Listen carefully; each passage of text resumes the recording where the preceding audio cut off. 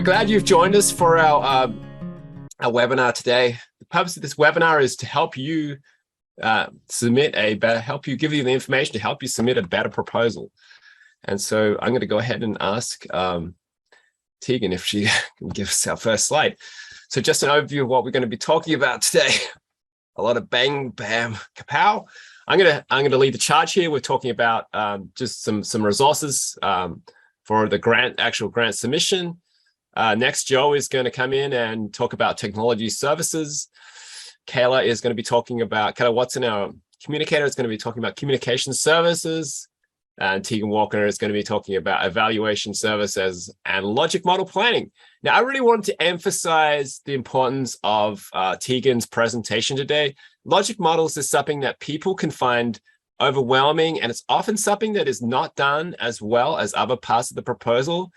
Tegan has really put a lot of time and thought into this. She's going to be giving you some information that I think is really going to help you rethink how you do the logic model and hopefully make your whole proposal come together in a really strong way. So stay tuned for that. That's going to be the bulk of our presentation this morning, and I think it's going to be really informative. So I'll take the next slide.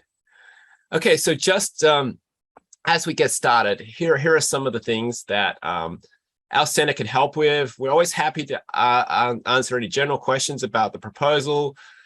We very happy to provide feedback on ideas and suitability. If you have a question like, I don't know if this is a good fit with the grant program, please feel free to reach out to us. We can give our feedback. Remember, our feedback is not that. It doesn't necessarily align exactly with what the grant panel does, but we can give you feedback based on our experience. We're always happy to try and suggest other potential collaborators and contacts, people who can connect you. So always remember, if you're doing a working group proposal, it's always great to have collaborators from other states. We will provide, when at the end of the process, after the panel is met, we always provide feedback for both funded and funded proposals. Of course, we will not reveal confidential conversations on the review panel. We also do not review your proposal and provide specific feedback on proposal. We're happy to answer questions.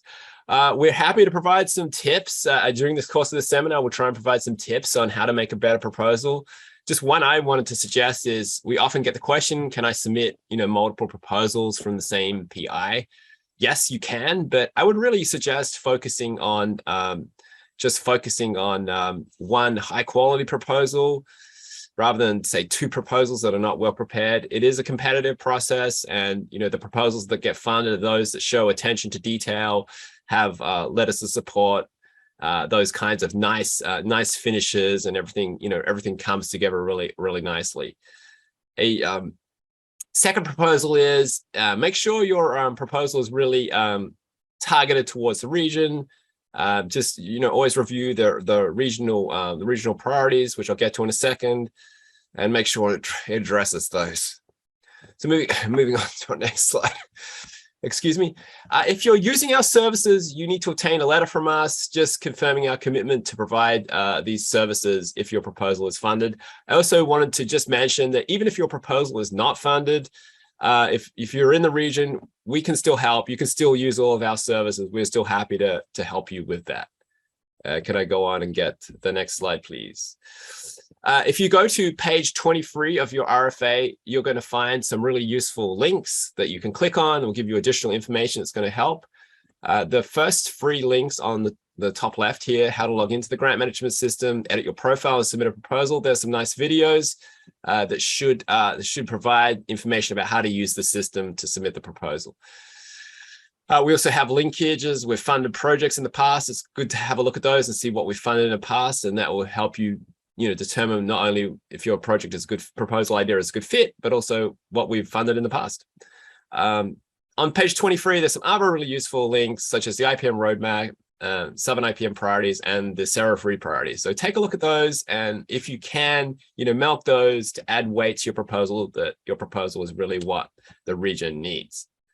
I'm going to ask for the next slide.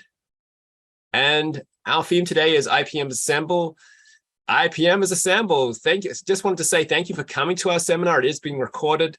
And so if you want to go back over it and just, look for information you might have missed, it's going to be recorded. So I'm going to pass it on to our next superhero. That is going to be Joe LaForest, who's talking about technology. Thank you, Joe. Thank you, Roger. Roger also mentioned bringing up tips. When you're being a superhero, no capes. They just get in the way. For our technology that we offer, we realize that a lot of you are biologists. Technology is not the first thing that you get into. And we also realize these are small grants. The grants are anywhere from the smallest I usually see is around $10,000 up to $40,000. It's 1 year money. We're not expecting that you're going to develop a system or a massive website or all these resources. We figure you're going to be making progress towards a goal slowly and building to larger things. So to support that, we offer technology and different things that we think you might want in order to make your projects go a little smoother. So the first thing that we have for you is websites. A lot of working groups say, you know, I'd really like a website to highlight what my group's doing, know a little more about what's going on, or we like Peanut RX, which is up there. They had a calculator, they just needed hosted somewhere. So we work with folks to help set that up, get the content that they provide us up there, and get something just to show that the group exists, what their progress is, what their priorities are. And we use some neutral branding. All those websites, you don't necessarily see one university in the forefront of it. It's meant to support the entire working group, not just be tied to one university. Even if you're not looking for a full website, for all of our working groups, we do have pages for them on our website. And so maybe it's just something to consider that we need to put some pages up to talk about your working group and what they're looking for. So websites, something we can easily do and set up and then sustain between grants and between projects as long as that working group is active. The next thing that we often provide, a lot of our projects talk about tracking pests, biocontrol, diseases, invasive species, resistance. You're going to have people collecting data, whether it's on the left where someone's filling in counties, saying where they saw things based on their expertise and their network of people, or the next one over that's citizen scientists reporting sightings or reporting traps, or going out the field and using these lovely smartphones to record data. We have applications already developed that can handle a lot of what you would want to do.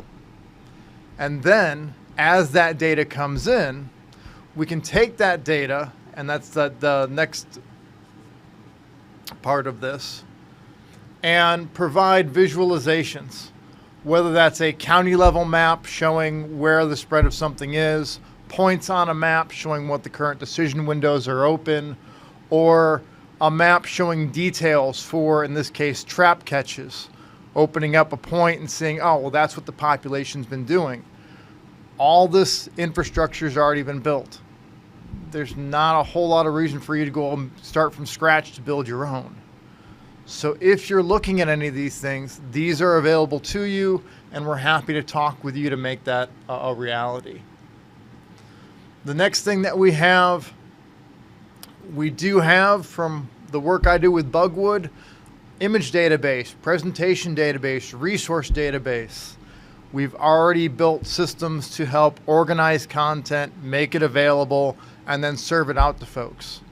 On the bottom there, you can see that we get a lot of traffic coming in through our system for requesting those images and for people using them. That frequently extends the work of what you're doing, not only for your working group or your project, but everyone else who's already using these tools have an easier time finding the content and making use of it. We've also gone to the extent of what you see there on the right. That's where we've used the resource database and provide some functionality for somebody to show those on a website and easily filter through by the different criteria that have been applied to them. So things that will help you in delivering materials to different audiences. You don't have to, again, build it all yourself. These are things that we can help you use. The final thing we offer in technology can sometimes be complicated. So if you just want to talk tech, there's no commitment to use anything that we talk about. But if you're wondering about the best approach to try to gather some information, if you're wondering who else might be trying to build an app or doing machine learning for automated identification of something, happy to talk to you about what we've seen, who's trying what, as long as they've said we can talk about that, and help you find a good basis for either partners or how to move forward. You can call me pretty much at any time or email, and we can go through and figure out what's going to work out. I even extend that to if the tech jargon people are using is just driving you nuts, let's talk about it. Normally we can get that worked out into something that it's pretty straightforward once you know what's going on.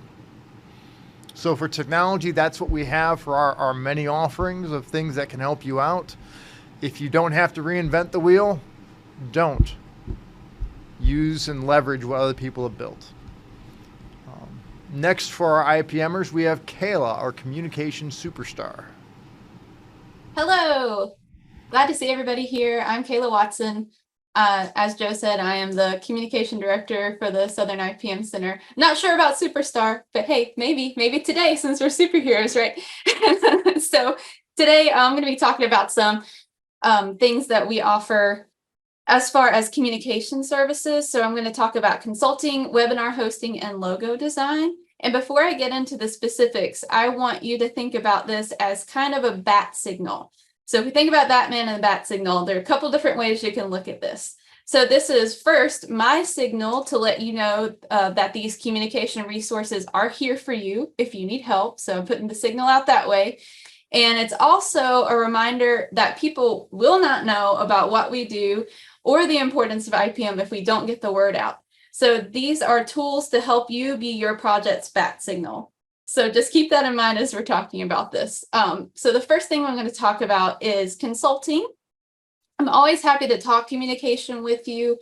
One of the ways that we do that is by talking about MailChimp. So MailChimp is a great way to do newsletters or get information out to certain people that you are trying to send targeted campaigns to. And I am MailChimp certified, so I'm happy to talk with you about different ways that you can tag folks in your mailing list or even get you started using MailChimp in the first place. And it's just a really great way to filter through different contacts that you have and to kind of keep a check of who is signing up from where and that sort of thing. So we use it for our own newsletter. Right now we have probably about 3 different audiences that we send it out to. One for our webinar series, one for our newsletter, and then one for grants that we release. So always happy to talk MailChimp with you, and we can find out the best solution that would work for you. Also, my background is in radio, and I love to talk podcasts. So if you're thinking about doing a podcast, either as a part of your project or just in general, I'm happy to talk with you about that, whether it be the different equipment that you might need to start your podcast.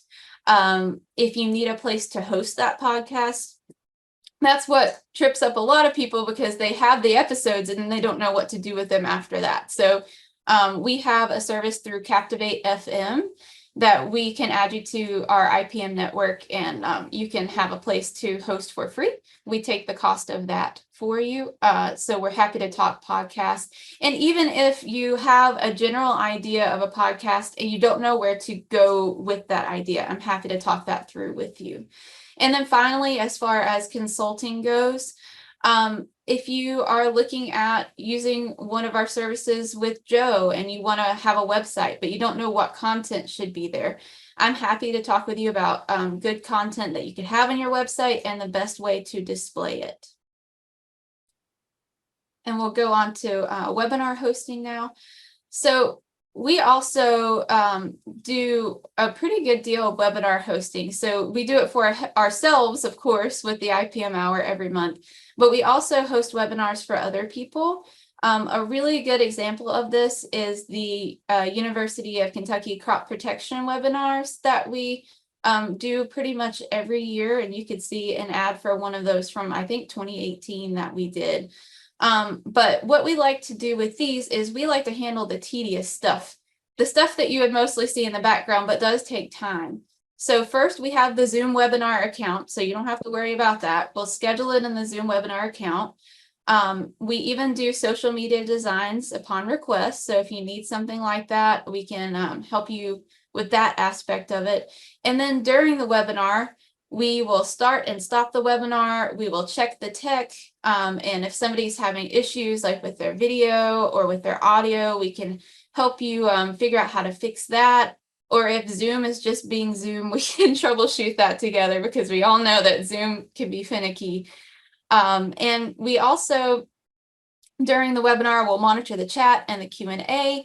If you'd like, we can serve as a host, or we could be completely in the background. So if you'd just like us to be a tech minion, we can do that. But also, if you'd like for us to introduce you and your webinar to all the attendees, we can do that as well. But anything that we can do to really help the speaker be able to concentrate on the presentation is what we're going for. So if you need webinar hosting, we are here for that as well. And then the last thing that I want to mention is just something that I really like to do, and that's logo design. I have done these two recently for Jora Watch, of course, for the Jora Spider, and then another one for a working group that's working on emerging viruses and cucurbits. So if you find yourself needing a logo, once you maybe have a website or you're starting social media or something like that, I'll be glad to help you design a logo for your project or your working group. And we'll be glad to be a part of what you do in that way as well. So with that, we're going to hand it over to the bulk of our presentation, and hopefully Tegan can help us understand better about logic models. Good morning, everyone. I'm Tegan Walker, and I'm the evaluation specialist for the Southern IPM Center. And I first want to start off with just giving a brief overview of the third branch of the services that we offer at the center. We've been over technology and communication, but we also offer evaluation planning and consulting services. There are many steps in the evaluation planning process when you're creating a new project, and I am here to help along the way. So if you need help with metric or indicator definitions, defining your evaluation objectives, building your logic model, trying to determine best practices for which evaluation methods you should use, and even I go as far as helping people with their questionnaires, tips and tricks on small things that you can do that have been proven in the literature to make a big difference with your response rates and things like that. So the more responses you can get, obviously the better data you get. So those are all there as consulting services. Feel free to use those and reach out to me. And Kayla and Joe, if you want to take advantage of our services. Even if you don't get funded through our program, or if you're in the Southern region, these services are available to you. So today we're going to dive a little bit deeper into what sometimes can cause a bit of a headache in the proposal planning project, which is the logic model. But before we get started, I wanted to just throw up a quick poll. We have just a question or two that we would like for you to answer. If you can just take a quick second and get your response in on that. The question is, have you ever received logic model training in the past? Okay, so there you should be able to see the results of the poll. We have 11 respondents, 82% said no, 18% said yes. So the vast majority have not received any type of formal logic model training. That is really frustrating when you're required to do a logic model for almost any proposal that you submit. I feel your frustration.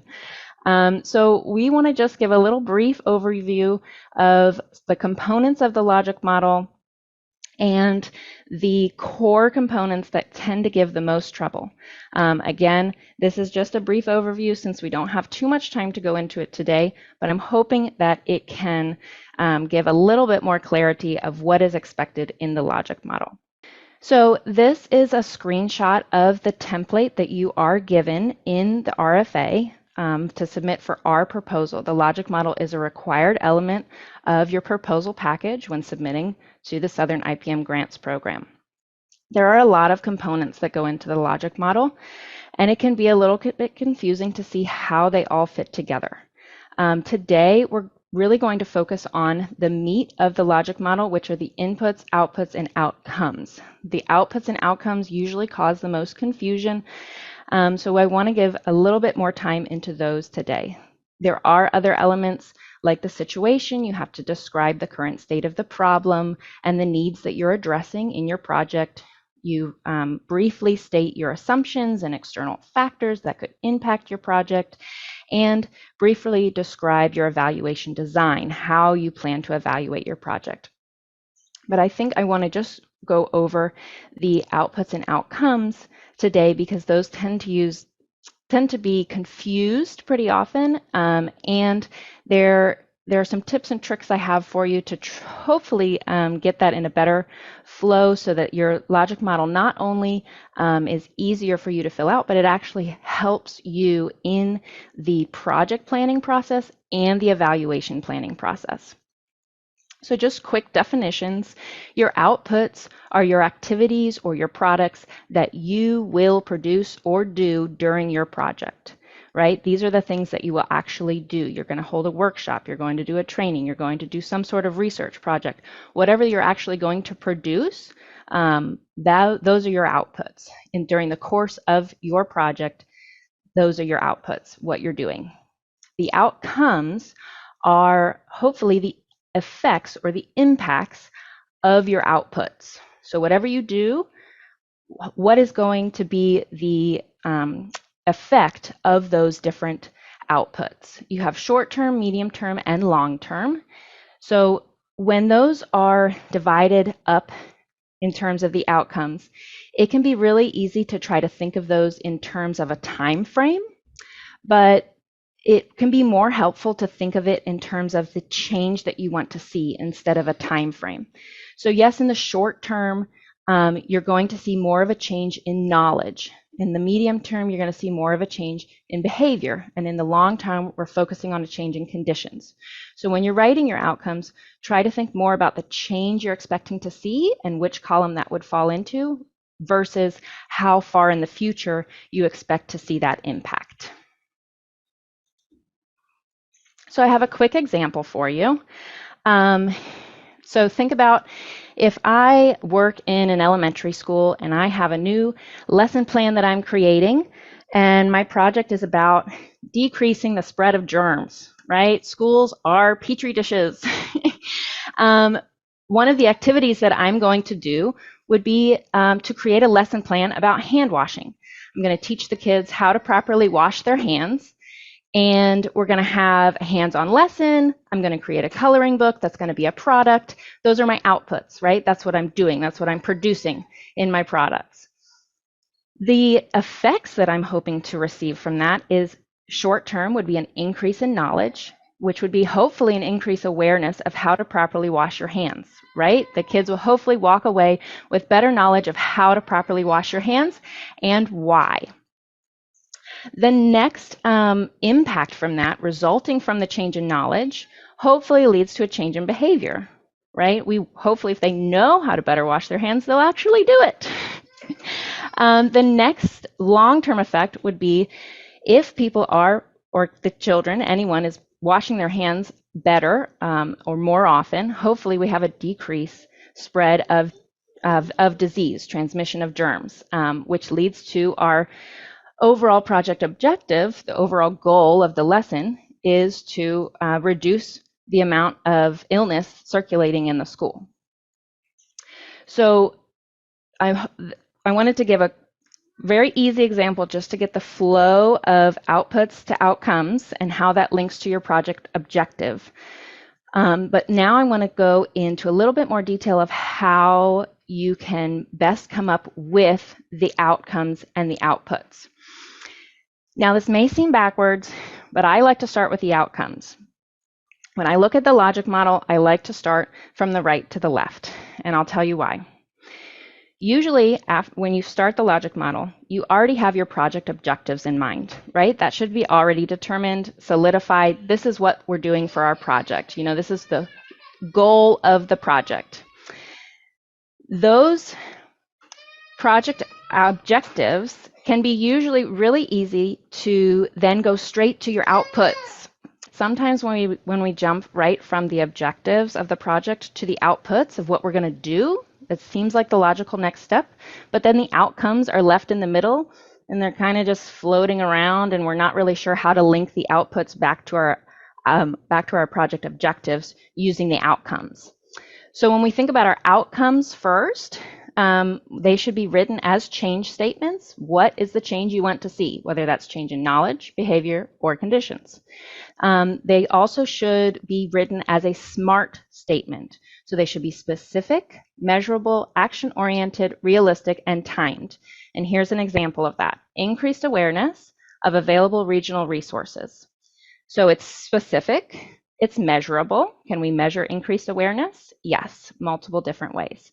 You'll get a taste of that at the end of the webinar today. It's action-oriented, right? It's a change statement. It's realistic, and it's timed. Remember, when we're talking about timed, we're more concerned with what type of change versus when the change will occur, because a change in knowledge will lead to a change in behaviors, will lead to a change in conditions. So we're not concerned about the actual time frame, but the type of change. The next, once you have those solidified, you back up into your outputs, and your outputs should be tangible and direct products from your project. You're going to develop something, manage, educate, publicize, facilitate, train, products that you're going to produce, services you're going to offer, the actual tangible things that you're going to do and produce. These should be described in terms of size and scope and include quantities if appropriate. So if you're going to develop a certain number of something, make sure you mention that in your bullet point in your logic model. One example we have here is publicize the grant's RFA to stakeholders in the region. We have the size and the scope, we know who it's going to, we know our participants, and it's described in terms of the activity that we're going to do. So it would be in the activities column for our outputs. So looking at this example in the linear fashion, part of the logic model outputs would be to publicize the grant RFA to stakeholders in the region. The product would be how we publicize that. We have various communication channels that we publish content on: website, newsletter, social media. Those are all products how we are publicizing the grant RFA. We're hoping one of the short-term outcomes, one of the changes in knowledge that will result from that, is an increased awareness of available regional resources. So we're hoping that by publicizing the RFA to stakeholders in the region through our communication channels, more stakeholders in the region will be aware that the grants program exists, right?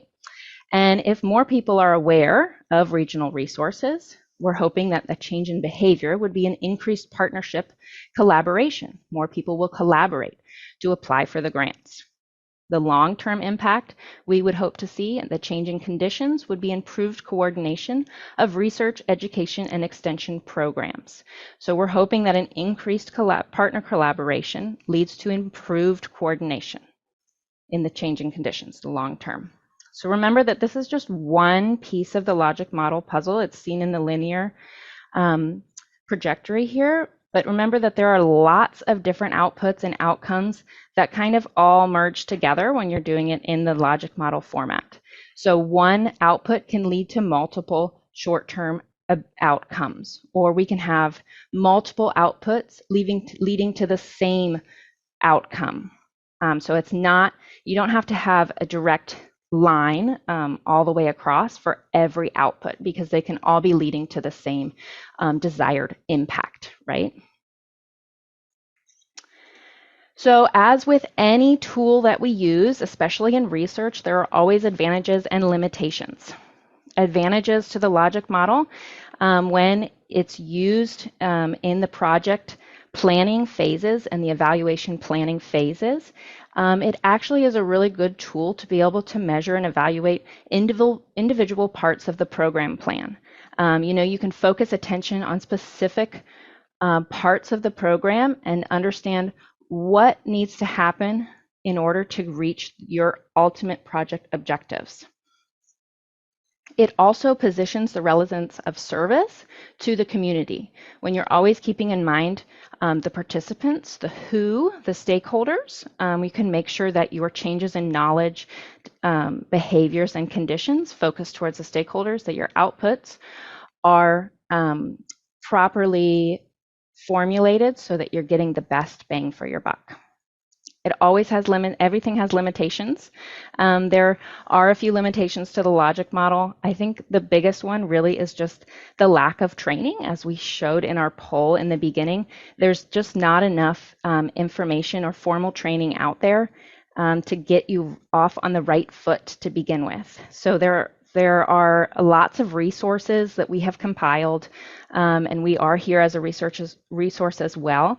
So we hope that with this webinar and the little bit of information that I was able to squeeze in here, that we can get everyone a little bit better understanding of how the logic model can serve you as you're creating your project plan and your evaluation plan.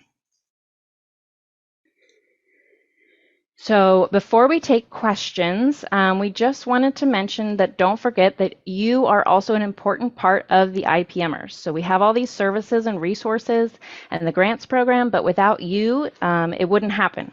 So make sure that you are aware of when the grants deadline is. We have that on the next slide, so you can get your proposal in on time.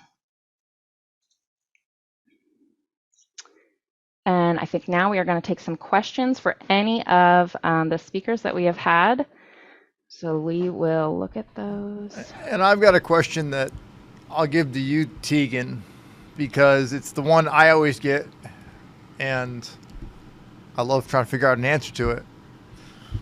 The Southern IPM Center grants are one-year grants, maximum $40,000.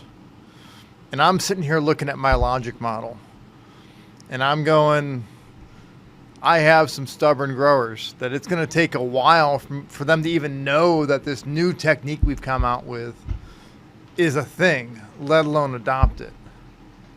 So how can I put out a logic model and make sure the panel's going to know what we're actually doing in the proposal versus where the logic model is going? Or do I just do a truncated logic model? How should I try addressing that?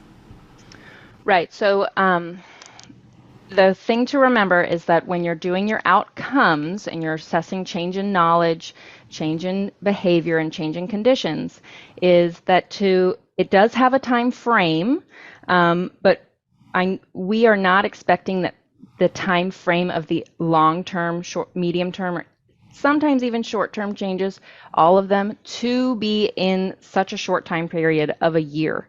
That's just unrealistic.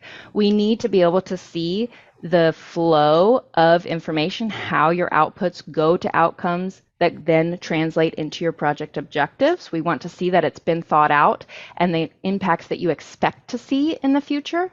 But we do not expect that the actual outcomes in the medium or long term could be evaluated in such a short time frame and with such a small project. We understand that that would be a really big challenge.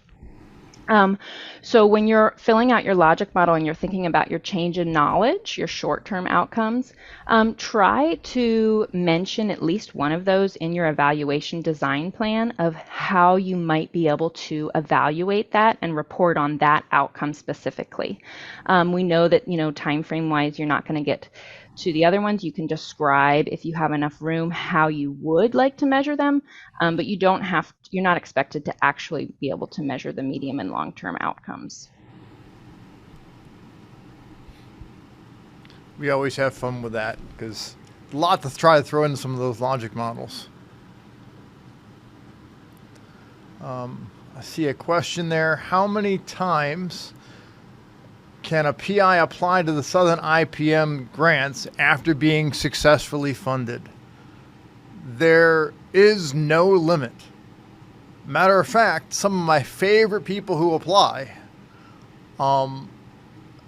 every year, and they do working groups, because the way they do it is they say in the first year they cited why it was important, how they're going to address the issue, and their follow-up proposal said, we were previously funded, which is really good to tell the panel. We said this was going to happen. We got to this point. For the next year, here's how things have changed and how we're going to continue this effort moving it forward. It's not ideal having small pools of year-to-year funding, but for some groups, it has worked fairly effectively where they've managed to move that along. We've also had groups that have gone for a Southern IPM Center grant and then gone for a much bigger grant like an SCRI, Specialty Crop Research Initiative. And they launched a much bigger effort. And once the SCRI finished up, they came back to us and applied for other grants. Perfectly fine. We're just one part in that solution of trying to figure out how do we get everything to come together. I see another question. How soon will presentations be made available to us? The presentation of the webinar, maybe? If it is the presentation of the webinar, it'll be within a week. Oh, they're raising their hand if we want to let them speak. I'll open that up for them. Hi, Beatrice. Actually, it's Louis. I don't know how Beatrice's name came up. That's my colleague here. This is Louis Jacquard, North Carolina A&T State University. Joe, good to see you again after many years. Yeah, I was asking him whether the recording or slides or whatever would be made available soon. I think they're great to have as a resource. Yeah, not a problem for those to be available. Those will be coming out through the same channel. We know who attended, so we can send them a note saying where they are and that they're available. For a second, I thought you were asking when would the awards be presented? No. And common question, for those that do wonder that, March 1st is the start date for any of the grants. And we're expecting them to end by February 28th or 29th in a leap year. Thanks. And as far as this presentation, it will be made available within a week. And as Joe said, you'll get an email from Zoom, and I'll also be posting this on the website, so you can find it there at any time. Okay. And we've got Jean with a question. Go ahead, Jean. Okay, can you hear me? Yes. So the question I had was, all the services that you all offer, things like the logos and the website hosting and the whole distribution maps and EduMaps things. Is that something that we need to build a cost into the proposals for? Or are you all just super nice people and do everything free? We are super nice people, but that's not why we're doing it.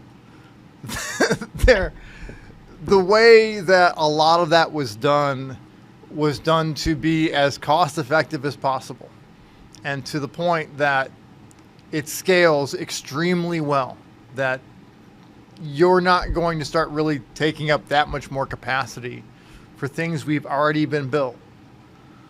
So we're offering it in terms of it's being covered under our grant, and there's no need for costs to be put into your proposal to support it. That is where the consultation comes ahead of time to find out what you're planning to do. Because if you said, well, I want to set up this reporting and then I want to have this entire ArcGIS dashboard that does this, well, we're not using ArcGIS, so that's going to be a no, because that's not what we're using for that type of output. However, we are using other things, and so we have to figure out that solution ahead of time. And that's part of what our letter, it's not a letter of support, it's a letter of commitment to you says. It says, we talked, They said they wanted to use these things. Here's what they're going to be doing. Yes, we agreed to it. So everyone's on the same page prior to that grant actually getting awarded. Does that answer all your question about that? Yeah, that's great. So one of the big things is to get with you all to consult about saying this is what we actually are thinking about doing. So we know how to actually write that into that proposal and get your letter. Is that correct? Correct. That we'll go through what your use case is for it, and figure out if anything that's been built from the IPM pipes, the iPipe, the soybean, corn, pecan, rosette, any of those projects are going to fit what you're trying to do, or any of the other ways we've done websites. Long as we're sure it's going to be successful, if you were funded, then it's available to you. Great, thanks. I just had clarification on funding.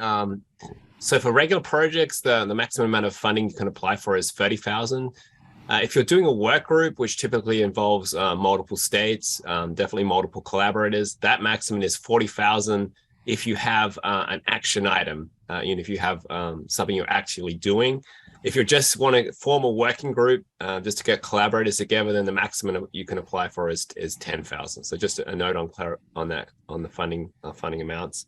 Second note is if you haven't had experience being on the grant panel, the other regions, we have four IPM regions.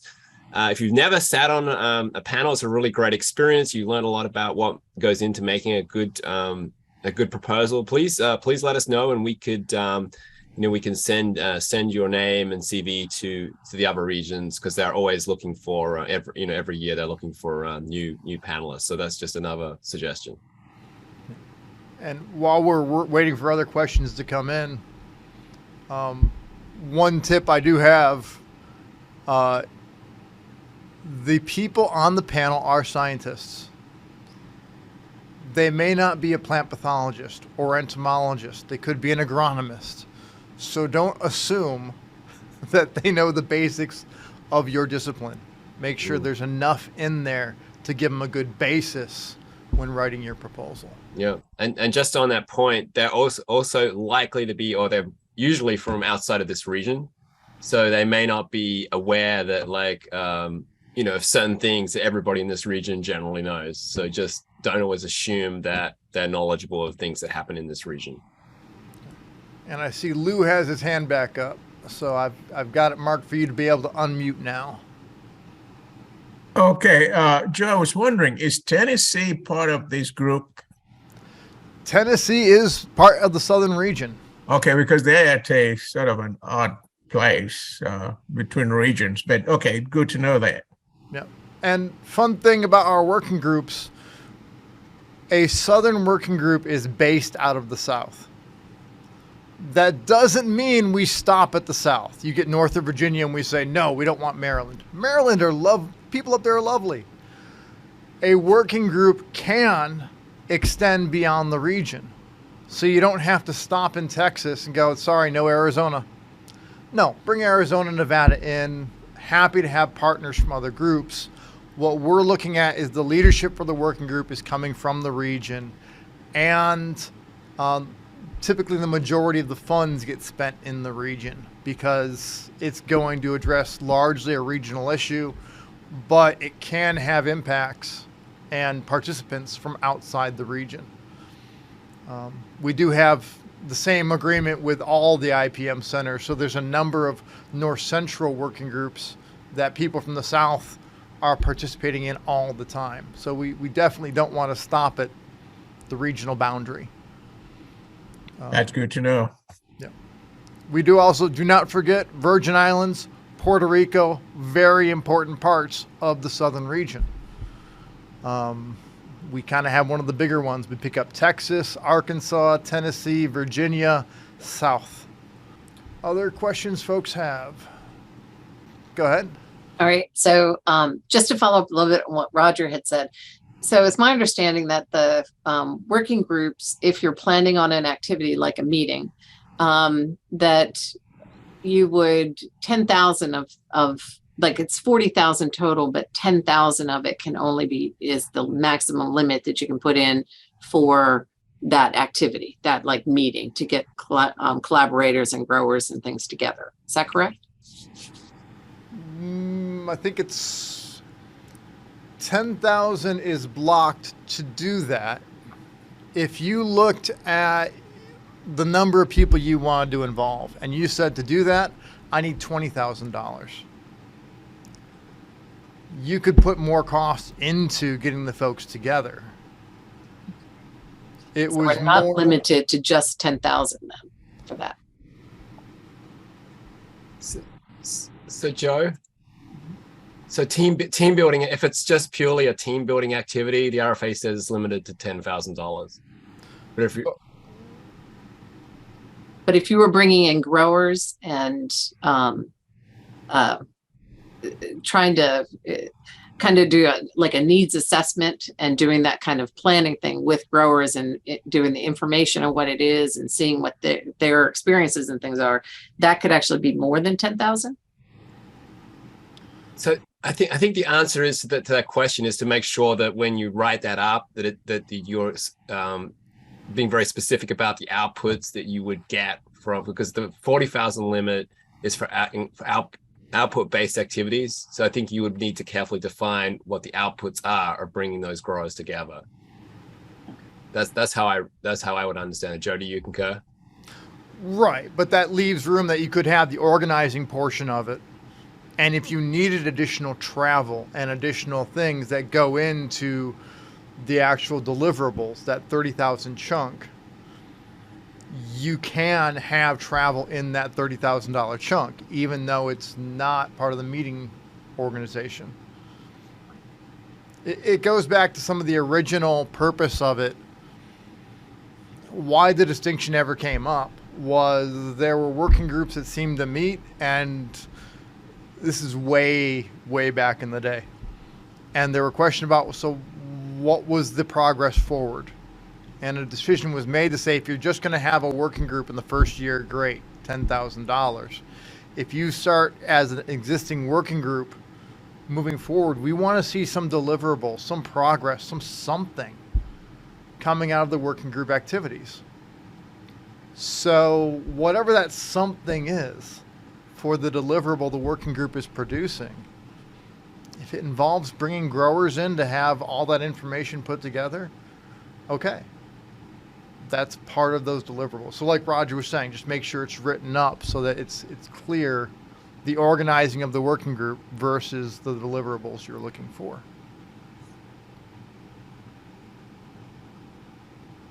Great, thanks.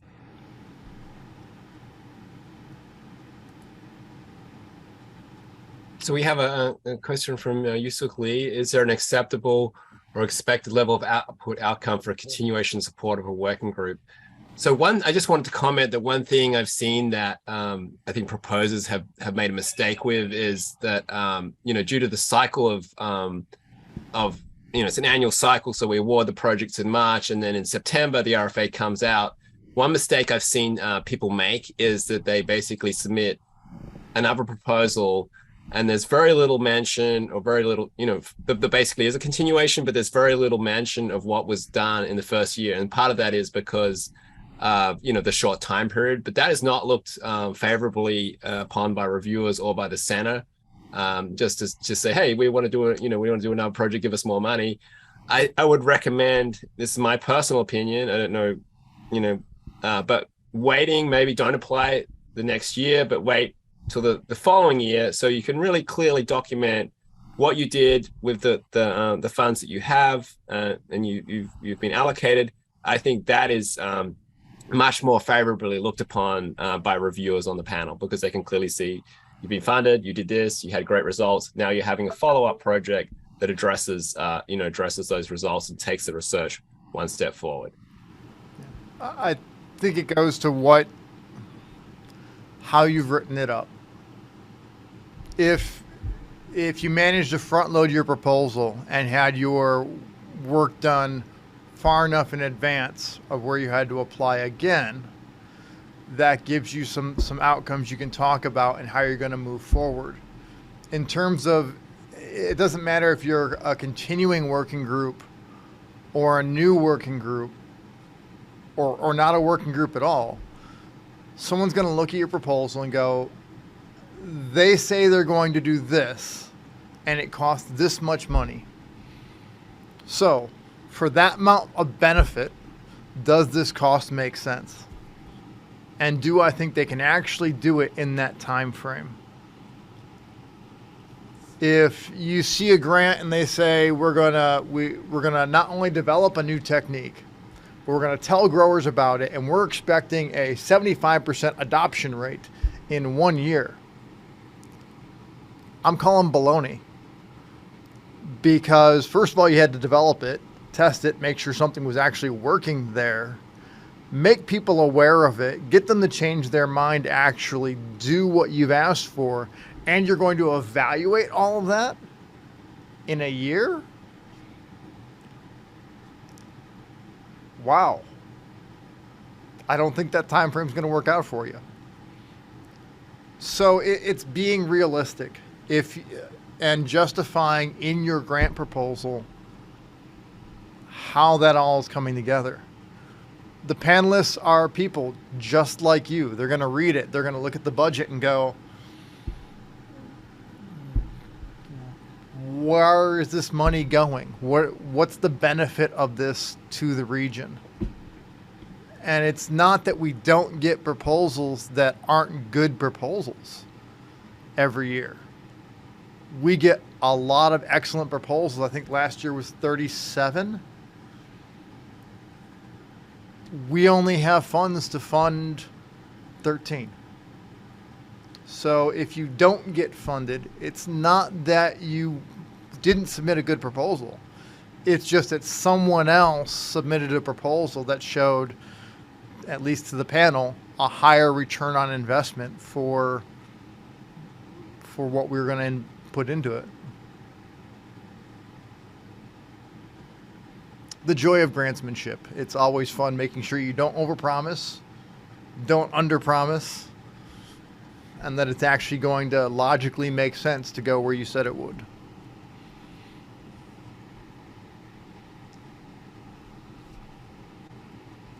Other questions?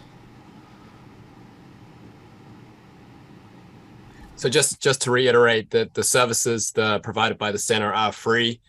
We just do ask you to just reach out, and consult with us. Just make sure it's something we can provide, something we can do, and just to get that letter of commitment from us, so everything's shipshape.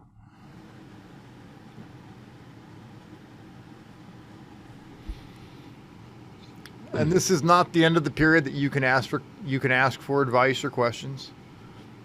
We're all fairly friendly folks, especially Roger. I'd give him the call just because he has the cool accent. And if you're going to get advice on a grant, wouldn't you rather get it from somebody with an Australian accent than Midwestern? Just saying.